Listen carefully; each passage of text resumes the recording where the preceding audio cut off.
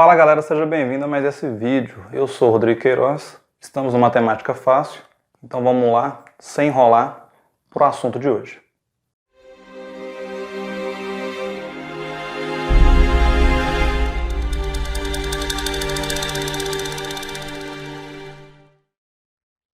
Fala galera, e nosso assunto de hoje vai ser sobre função do segundo grau. Nos vídeos anteriores a gente falou sobre a ideia inicial de função e função do primeiro grau, né? A função do segundo grau ela vai ter uma cara genérica da seguinte forma. Eu vou ter um ax ao quadrado mais bx mais c. Lembrando que tanto esse a como b e c vão ser valores, vão ser números para a gente, né? O valor de b pode ser zero, ele não pode aparecer esse termo. Esse valor c, que é o sozinho, lá das outras ideias de função, a gente sabe que ele é o termo independente. Ele também pode ser zero. O único que eu não posso zerar é o valor de a. Pelo seguinte, se a for zero, 0 vezes x ao quadrado, isso aqui desaparece. Se essa parte aqui desaparecer, o que sobra para a gente aqui desse lado? Bx mais c, ele não volta a ser uma função do primeiro grau, certo? Então, por isso que esse termo aqui, o a, ele nunca vai poder ser zero. Esse valor, ele sempre vai ter que estar presente para eu ter uma função de segundo grau. Então, o meu a não pode ser nulo. Agora, tanto o b como o c, ele pode não aparecer na minha função. Que aí vai ser da seguinte forma. Igual nesse exemplo aqui. Eu tenho que 5x ao quadrado menos 2x mais 9. Então aqui eu não tenho todos os termos, né? Quem seria o a? Quem é o valor, o termo que está acompanhando x ao quadrado? Nesse caso é 5. Quem está acompanhando o b? Nesse exemplo aqui, menos 2. E quem está acompanhando, quem é o termo independente? Quem que é o c? É 9. Então, se aqui eu tenho meus três termos a, b e c, né, daquela forma genérica, se eu tenho todos os termos, então eu tenho uma equação completa, e aqui, como a gente está falando de função, então eu vou chamar isso de função completa. Por quê? Eu tenho todos os três termos, tanto o a, como o b e o c. Tá?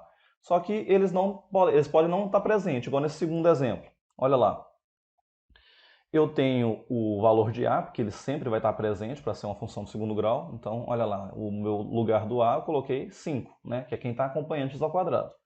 E eu tenho o valor de b, que é o menos 2, porque o b sempre está acompanhando o x, com expoente 1. Né?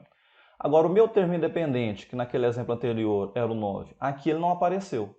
Então, eu tenho o valor de a, eu tenho o valor de b, só que eu não tenho o termo independente. Então, eu não tenho uma equação completa, então dessa forma ela também é uma função incompleta. Por quê? Está faltando um dos termos, que nesse exemplo é o termo c.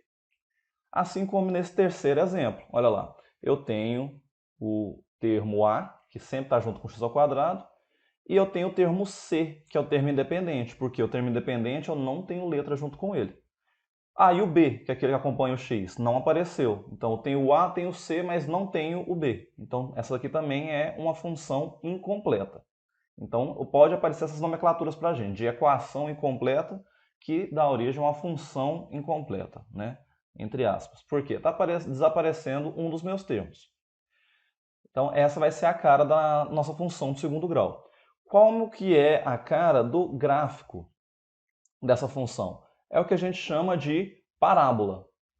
E essa parábola ela vai ter o formato parecendo uma letra U. Então, isso é uma parábola. E ele também pode aparecer de cabeça para baixo, a grosso modo. Né? Então, ele pode estar desse jeito ou dessa forma. E a gente vai descobrir como que ele vai ter essa cara. Mas uma parábola nada mais é do que um gráfico parecendo com a letra U ou como se fosse um U de cabeça para baixo, né? Para a gente lembrar isso daí com mais facilidade, certo? E quem que vai identificar para a gente se esse U vai estar, digamos, certo ou de cabeça para baixo, né? Qualquer um desses dois formatos. Vai ser o coeficiente angular.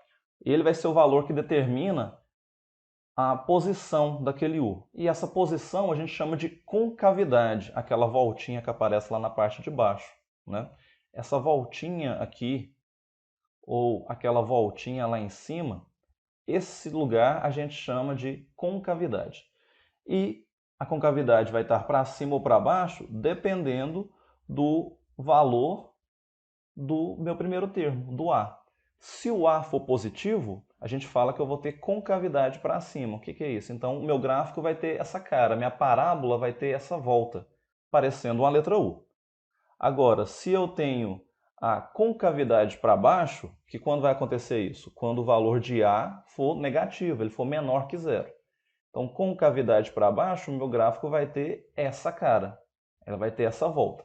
Então, antes de querer desenhar, só de olhar para a função, eu já sei se ele vai ter concavidade para baixo, se o valor do A for negativo, ou ele vai ter concavidade para cima, se o valor do A for positivo. Então, sem fazer cálculo algum, só de olhar, eu já identifico esses dois, certo?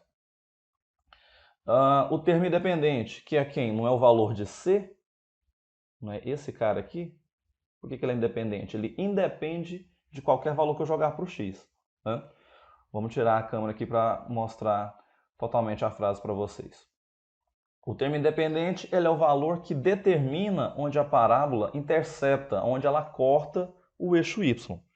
Então, aquele valor de C, que está presente aqui, ele vai ser onde eu vou cortar o meu eixo y. Lembrando que a gente faz o gráfico, né? A gente já fez isso várias vezes lá na função do primeiro grau, mas o eixo y é o eixo que também a gente chama o eixo das ordenadas, é aquele que fica na vertical, e o eixo x é aquele que fica na horizontal, também chamado de eixo das abscissas. E essas duas retas formam o que a gente chama de plano cartesiano. E o valor de C, ele sempre vai ser aonde aquela parábola, onde a minha reta, ela vai cortar o eixo y. Pode ser em valores positivos ou em valores negativos. Mas só de bater o olho na minha função, eu já sei onde aquela parábola, aquele uzinho, aquela volta, né, que a gente sabe que pode ser com essa cara ou essa, onde ele vai cortar esse eixo y, esse eixo da vertical, certo? Raízes.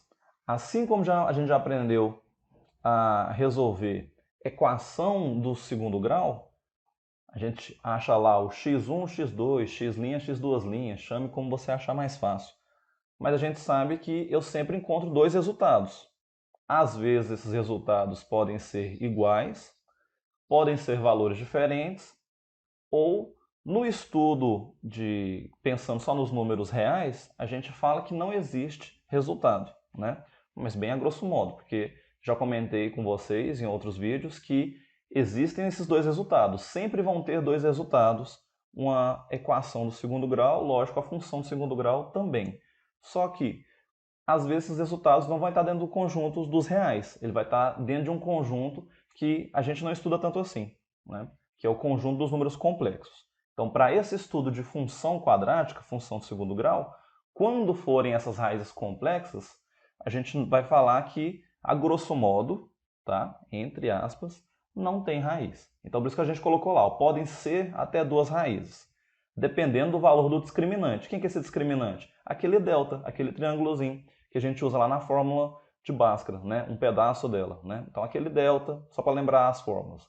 Como calculava o delta? Não era b ao quadrado menos 4 vezes a vezes c? Então esse delta, aquele triângulozinho, é um valor que a gente calcula e que eu posso chamar ele também de discriminante, certo? E só de olhar para o valor desse discriminante, eu também sei sobre as raízes. Por quê? Se esse delta ele for positivo, ele for um número maior do que zero, então calculei meu delta, ele deu um número positivo, ele deu 4, 20, 50. Então só de olhar para isso, eu sei que eu tenho duas raízes distintas, duas raízes diferentes, e intercepto o eixo x duas vezes. Como assim? Eu vou cortar o eixo x em dois lugares. Então, se eu fosse desenhar aqui uma função, né? Vertical sempre é y, aqui eu tenho x. Então, vamos supor que eu achei as raízes, do meu delta deu positivo, então, eu achei uma raiz negativa e uma positiva. Vou desenhar o meu gráfico. Então, eu vou cortar, eu vou interceptar o eixo x em dois lugares, aqui e aqui, por exemplo, né? Então, toda vez que eu calcular o meu delta, antes de terminar o meu cálculo, achar as raízes, fazer a fórmula de Bhaskara, eu já sei que, independente se a concavidade é para cima ou para baixo, o meu gráfico vai interceptar o eixo x em dois lugares e as raízes vão ser distintas, né? E se o valor do meu delta for igual a zero? Se o meu delta for igual a zero, exatamente zero sempre, então ele vai possuir, as duas raízes vão ser iguais, ou a gente pode falar, grosso modo, que eu tenho só uma raiz, né? Mas uma raiz de multiplicidade 2, são duas raízes iguais, e eu vou interceptar o eixo x só uma vez. Ou seja, quando eu desenhar o meu gráfico, quando eu fizer o desenho do meu gráfico, fiz lá meus planos cartesianos, quando eu fizer o desenho do gráfico, vamos colocar ele aqui de uma outra cor, eu vou cortar em apenas um ponto, um lugar só. Vai passar. Pode ser com cavidade para cima ou com cavidade para baixo. E isso só de olhar o valor do meu delta, sem nem achar a raiz ainda. Então tem que ficar ligado nisso. E por fim, quando o meu delta for um valor negativo, quando eu calcular o meu delta e ele for um valor negativo, ele for menor do que zero, então é onde a gente fala que não possui raiz. Por quê? Eu não vou possuir raízes reais. Lembrando o porquê disso. A gente faz o cálculo lá do delta e depois na forma de Bhaskara a gente não coloca o valor de delta dentro de uma raiz quadrada, né? Um pedaço da forma de Bhaskara não tem isso? Se eu coloco dentro de uma raiz quadrada um valor negativo, eu não tenho uma raiz real. Então é por isso que a gente fala que não tem raízes. Mas não é porque não tem raiz que eu não tenho gráfico. Eu vou continuar tendo gráfico normalmente, né? Eu só não vou ter as raízes para marcar. Então, se eu não tenho raiz para marcar e as raízes eu sempre marco no eixo x, naquele eixo horizontal, então eu não intercepto o eixo x. Eu não vou marcar nada no eixo x, né? Se eu fosse desenhar um gráfico aqui, lá com o meu plano cartesiano x e y, ele ficaria totalmente para baixo ou totalmente para cima, em qualquer um dos quadrantes, só que ele não vai encostar no eixo x. Olha aqui, ele não está encostando, aqui ele também não encosta, certo? Então eu tenho que ter esses cuidados. Outra coisa, aquele ponto da concavidade, daquela voltinha, onde ela para de descer para começar a subir, ou para de subir para começar a descer, a gente chama de vértice. Então, estou desenhando a minha parábola, estou descendo, paro em um ponto para começar a subir. Ou estou subindo, paro em algum ponto para começar a descer. Esse ponto onde ele muda de direção, né, ele estava subindo e começa a descer. Ou ele estava descendo, eu vou parar aqui para ele começar a subir. Esse ponto é o que a gente chama de vértice. Então, o vértice é o ponto onde a parábola muda de direção. É essa a ideia. E já que ele é um ponto, né, esse vértice aqui ele é um ponto, ele vai ser um par ordenado com valores de x e valores de y, como todo ponto que a gente marca no plano cartesiano, certo? E esse ponto, dependendo também do valor de A, o coeficiente angular, ele dá mais informações para a gente. Por quê? Quando o meu A ele é positivo, o meu gráfico não é concavidade para cima, pelo que a gente falou anteriormente, então se ele é dessa forma, eu tenho o vértice aqui embaixo, então concorda comigo que esse é o menor valor que eu tenho no meu gráfico? Esse aqui é o menor valor que ele vai assumir, porque ele estava descendo, descendo, descendo, parou nesse ponto para começar a subir. Então esse aqui é o meu menor valor. A partir dali é ladeira acima, é só valores maiores. Então se aqui o meu vértice é o menor valor, então eu falo que ele tem um ponto de mínimo, porque ele é o mínimo, ele é o meu menor valor, tá? Ele é o menor valor que o meu gráfico vai ter.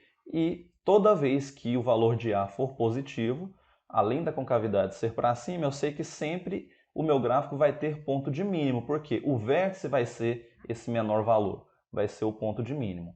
A mesma coisa ao contrário, se o meu A for negativo, então a gente sabe que a concavidade é ao contrário, né? Eu tenho concavidade voltada do U de cabeça para baixo, que a gente fala, né? E o meu vértice, ele sempre é esse ponto aqui, onde ele muda de direção. Então, esse vértice ele vai ser o meu ponto de máximo, porque ele é o ponto mais alto do meu gráfico também.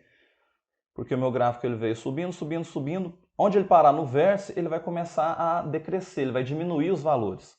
Então, ele vai ser o ponto mais alto, ele vai ser o ápice. Então, ali a gente fala que eu tenho o ponto de máximo, porque é o maior valor que vai assumir o meu gráfico, tá? Fiquem atentos a esses pontos.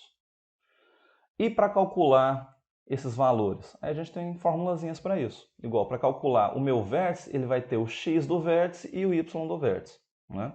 Quando eu vou montar o meu par ordenado, quando eu tenho um par ordenado para montar aqui, né, eu vou ter o valor de x e o valor de y, para estar montando aquele par ordenado que forma o meu vértice. Mas para não confundir com os demais pontos do meu gráfico, por padronização a gente chama de x do vértice e y do vértice, para denotar que eu estou remetendo àqueles valores que vão compor o meu vértice. E a gente tem fórmulas para calcular cada um deles. O meu x do vértice eu sempre vou calcular por essa fórmula. É o valor de menos b sobre 2 vezes a. B e a que a gente identificou lá no começo da minha função, né? O a é quem acompanha x ao quadrado, o b é quem acompanha o x. Então a gente já tem esses valores. É só a gente recordar dessa forma para calcular. E o meu y do vértice, eu também já tenho os valores para calcular, se eu já fiz os outros cálculos anteriormente. Porque para calcular ele, eu vou precisar ter o valor do meu delta, que eu já calculei, né, o começo do passo a passo para calcular as raízes, e o valor de a, que a gente também já tem, só de olhar para a função. Então, para calcular o x do vértice, eu preciso lembrar dessa forma, menos delta dividido por 4 vezes a. Então, para calcular o x e y do vértice, eu já tenho minhas ferramentas, basta eu recordar dessas formas, tá? Que aí sim eu vou compor o x do vértice e o y do vértice, que nada mais é do que um par ordenado para compor o meu vértice, que é aquele ponto onde a parábola muda de direção, certo? E construir um gráfico. Agora vamos para uma outra página para a gente fazer a construção do gráfico com dois exemplos bem passo a passo. Então vamos lá, olha esse primeiro exemplo. Eu tenho essa seguinte função, menos x ao quadrado mais 4x menos 5. Então, só de olhar a gente identifica que ela é uma função de segundo grau, certo? Onde eu sei, né? Às vezes a gente pode anotar. O meu valor do a vai ser quem? Quem é o valor do a nessa função? Não é sempre o valor que acompanha x ao quadrado? Então vale do ladinho anota seu a, b e c, né? O a é quem acompanha x ao quadrado. Ele é um valor negativo e como não apareceu, a gente sempre sabe que ele vai ser 1. Então o valor do meu a é menos 1. O b, sempre quem acompanha o x, ele é 4. E o c é o meu termo independente, aquele que está sozinho. Não esquecendo do sinal, então ele é menos 5. Certo? Só de identificar isso daqui, a gente já tem algumas informações do nosso gráfico que vai fazer futuramente. Se o valor do a é negativo, como que vai ser o meu gráfico? Ele vai ficar parecendo um U ou um U de cabeça para baixo?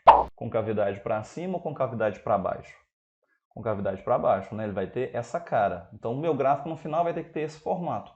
E aonde eu vou cortar o eixo Y? No menos 5. Então só de lembrar da teoria, a gente já recorda essas partes. Mas vamos fazer aquele passo a passo que a gente fazia antes para calcular as raízes. Que é o quê? Não é calcular o delta?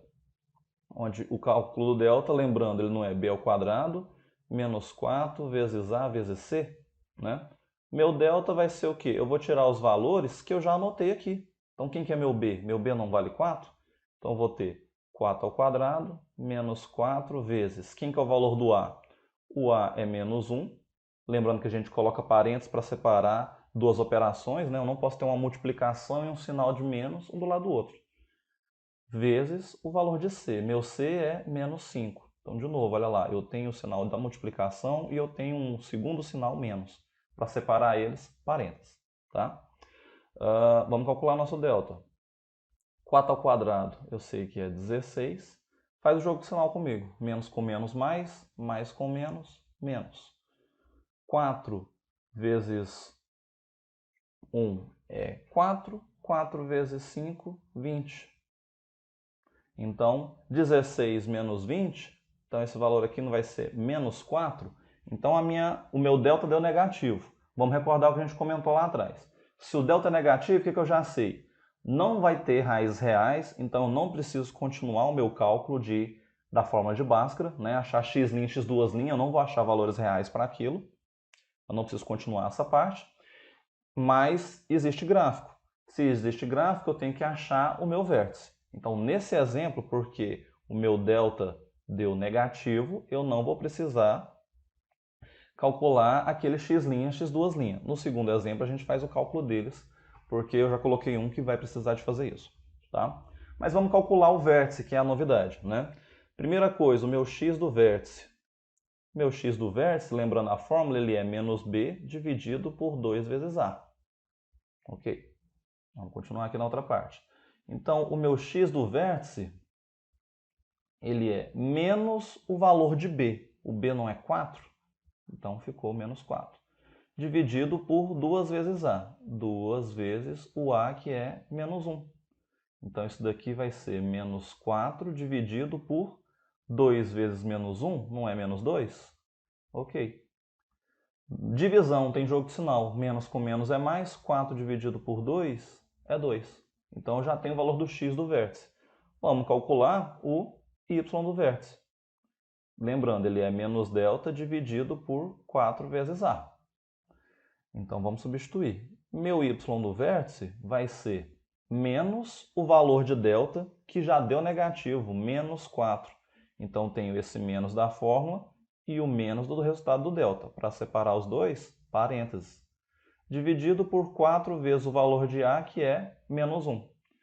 Então, meu y do vértice vai ser menos com menos não é mais, então eu tenho 4 dividido por 4 vezes menos 1, menos 4.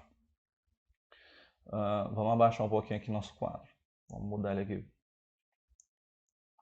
Então eu tenho que o meu y do vértice, ele vai ser o resultado dessa divisão. 4 dividido por 4 é 1, mais com menos, menos.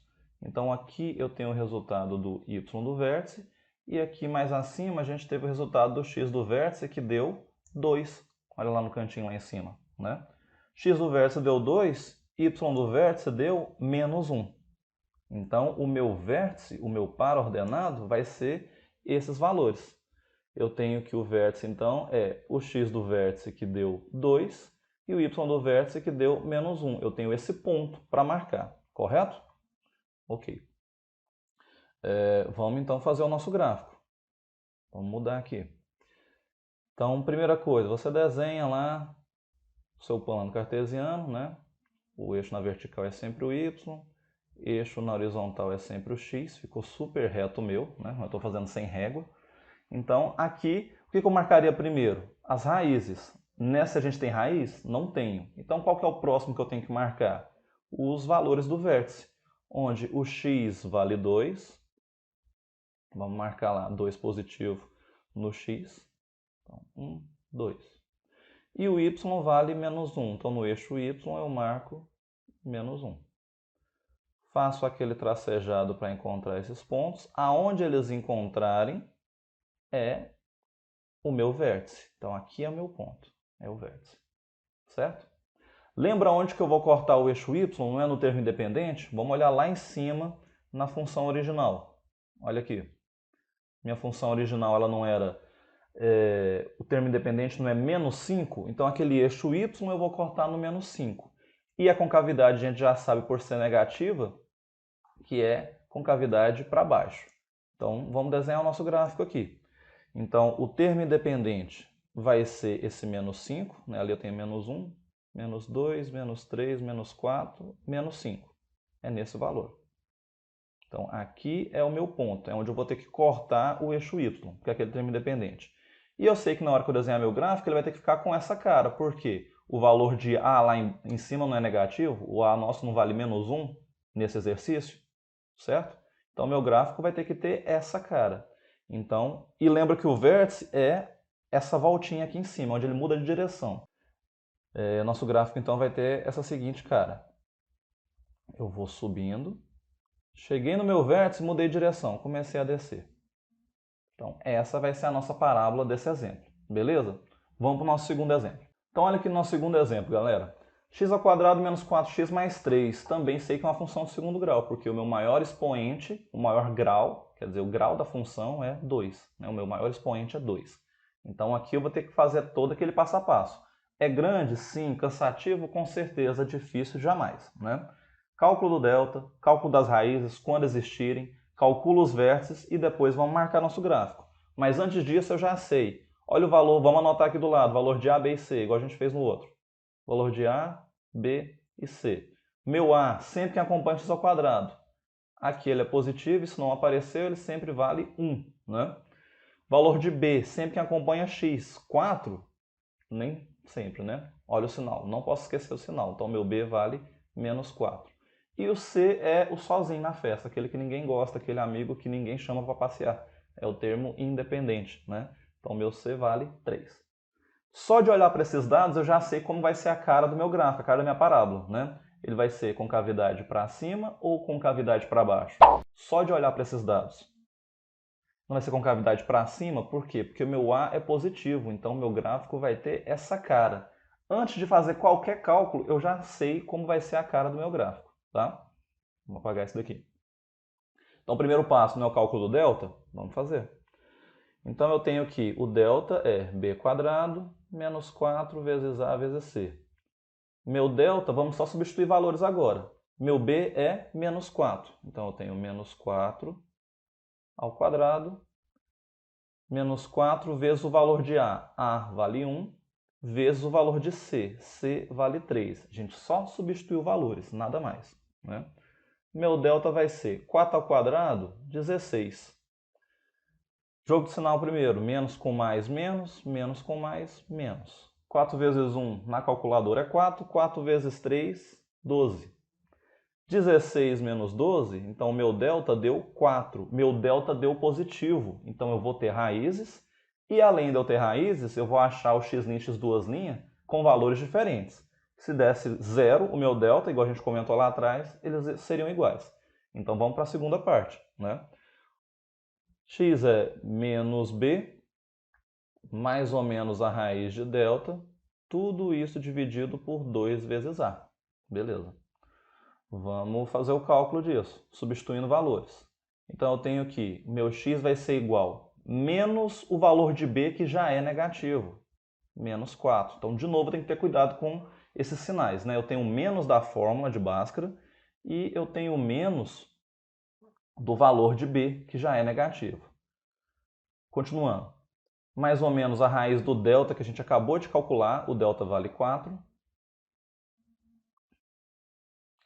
Tudo isso dividido por 2 vezes o valor de A. O A é 1. Substituir valores, agora vamos fazer o cálculo. Jogo de sinal, menos com menos é mais, então tenho 4. Mais ou menos, raiz de 4 é 2. Tudo isso dividido por 2 vezes 1, que é 2. Certo? Então eu vou ter que x é igual. Agora vamos dividir, né? Uma conta para o sinal de mais e outra para o sinal de menos. Então, eu vou fazer para o sinal de mais, o x'. Eu vou ter lá 4 mais 2 dividido por 2. 4 mais 2 é 6. 6 dividido por 2, 3. E o x duas linhas? 4 menos 2 dividido por 2.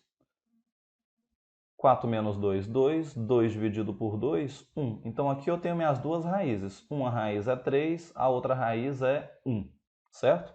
Calculei as raízes, agora vamos calcular, em um segundo quadro aqui, vamos calcular o vértice, x e y do vértice. Lembrando, x do vértice, ele é menos b sobre 2a.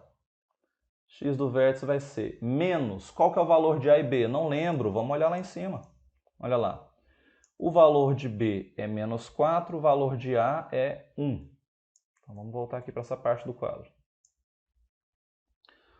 Meu B é menos 4. Tem o menos da fórmula e o menos que já era o valor de B. E o A vale 1. Então menos com menos ele fica mais. 2 vezes 1, 2. 4 dividido por 2, 2, eu tenho o valor do x do vértice. Y do vértice sempre vai ser menos delta sobre 4 vezes A.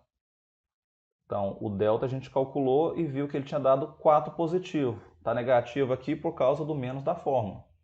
Dividido por 4 vezes o valor de A. A vale 1 nesse exemplo. Então, menos 4 dividido por 4. Menos 4 dividido por 4, então meu x do vértice vai dar menos 1. Então eu tenho x e y do vértice. Então meu vértice vai ser esse ponto. O x valendo 2 e o y menos 1. Esse é o meu valor. Agora vamos fazer o gráfico com calma, jogando todos esses valores que a gente já pegou, né? Vai ali, desenha seu plano cartesiano, né? X e y, por favor, com régua, não faça um torto igual o meu. Né? X e y do vértice. E vamos marcar nossos pontos. Primeira coisa que eu marco são as raízes. Vamos olhar lá em cima de novo quem são as raízes. Raiz é 3 e 1, ambos valores positivos. Então, sempre no eixo x, eu vou marcar as raízes. Então, aqui eu tenho o valor 1. 2 não marco, o valor 3. Então, esses vão ser meus pontos, 1 e 3. Depois, eu tenho que marcar quem? Eu tenho que marcar o vértice, que a gente encontrou aqui embaixo. Né? Vamos fechar aqui o para-ordenado. Que é 2 e menos 1. Então, vamos marcar lá no eixo x o 2, que eu já tenho ele aqui, e no eixo y, menos 1. Aonde encontrar esses pontos é o meu vértice. Então, aqui eu tenho o vértice. Última coisa que eu preciso, aonde eu vou cortar o eixo y com essa parábola? E quem que me diz isso? Não é o termo independente, é o valor de c? Vamos olhar lá em cima onde a gente marcou. Olha aqui quanto que vale meu c. Meu c vale 3. Então, no eixo y, o meu gráfico vai cortar no 3. Vamos marcar aqui. 1, 2, 3. Aqui é por onde o meu gráfico vai passar, a minha parábola. E a gente sabe que ele é concavidade para cima, ele vai ter essa cara, por quê? Porque o meu A é positivo, certo? Então, eu tenho que fazer o gráfico da seguinte forma. Eu tenho que passar pelo eixo y no 3, tenho que cortar o eixo x no 1, vir até o vértice, virar e passar pelo ponto 3. Né? Fazendo com calma, o gráfico de vocês vai ficar melhor do que o meu, mas vai ficar algo parecido com isso daqui. Vamos lá. Eu passo pelo 3, passo pela minha raiz que era o x, chegou no vértice, virou, passou pela outra raiz. Então, esse gráfico em azul é a nossa parábola. Tá? Faça com calma, bem passo a passo, que não tem erro, pessoal. Segue essas dicas. Cálculo do delta, calcula as raízes pela forma de Bhaskara quando elas existem, calcula x e y do vértice para encontrar seu vértice e com calma vai marcando o gráfico igual a gente fez nesses dois exemplos, ok? Então é isso, pessoal. Para fazer a construção do gráfico, segue essas dicas, segue esse passo a passo. Cálculo do delta, cálculo das raízes quando elas existirem, né, dentro do conjunto dos números reais, cálculo do vértice e com calma vai marcando esses pontos no seu gráfico, certo? Com calma, fazendo exercícios, com treino, a gente consegue resolver isso daí tranquilamente. Então, isso daí. Muito obrigado por mais essa aula e vejo vocês no nosso próximo vídeo. Valeu!